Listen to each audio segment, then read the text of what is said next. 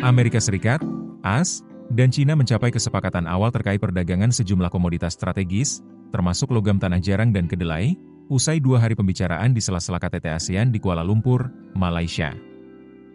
Kesepakatan ini menandai meredanya perang dagang antara dua raksasa ekonomi dunia itu, setelah perang tarif dan pembatasan ekspor yang memanas sejak tahun lalu.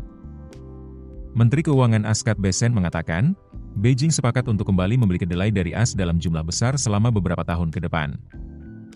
Selain itu, Cina juga akan menunda 1 tahun kebijakan baru soal lisensi ekspor tanah jarang sembari meninjau ulang regulasinya, sebagaimana dilaporkan France 24. Dalam wawancara terpisah di ABC, Bessent menambahkan bahwa Presiden AS Donald Trump dan Presiden Cina Xi Jinping dijadwalkan mengumumkan secara resmi kesepakatan perdagangan pada Kamis, 30 Oktober 2025. Bessent bersama perwakilan dagang AS Jamieson Greer bertemu Wakil Perdana Menteri Cina He Lifeng dan negosiator utama Li Chenggang di Malaysia.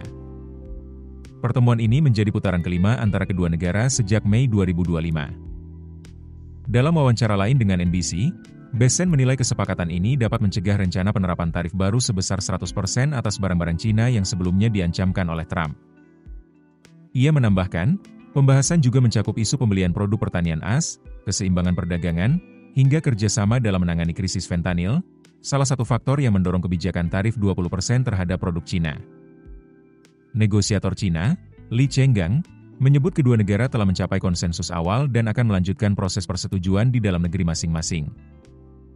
Trump tiba di Malaysia pada Minggu, 26 Oktober 2025, untuk menghadiri KTT ASEAN, bagian dari lawatan 5 harinya ke Asia yang akan diakhiri dengan pertemuan langsung dengan Xi di Korea Selatan pada 30 Oktober.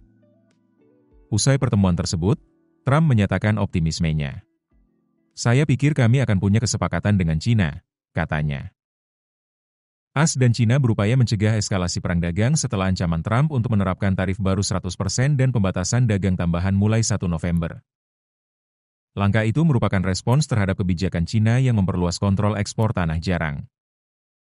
Kedua negara sebelumnya telah menurunkan sebagian besar tarif tinggi terhadap produk masing-masing dalam kerangka gencatan senjata perang dagang yang akan berakhir pada 10 November.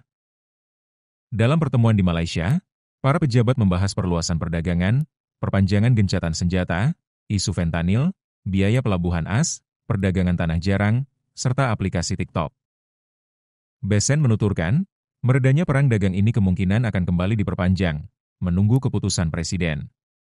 Jika disetujui, ini akan menjadi perpanjangan kedua sejak kesepakatan awal pada Mei 2025. Download aplikasi Kontan sekarang di App Store atau Play Store. Keputusan bisnis terbaik datang dari data, bukan tebakan. Mudah berlangganan Business Insight dengan subscribe with Google.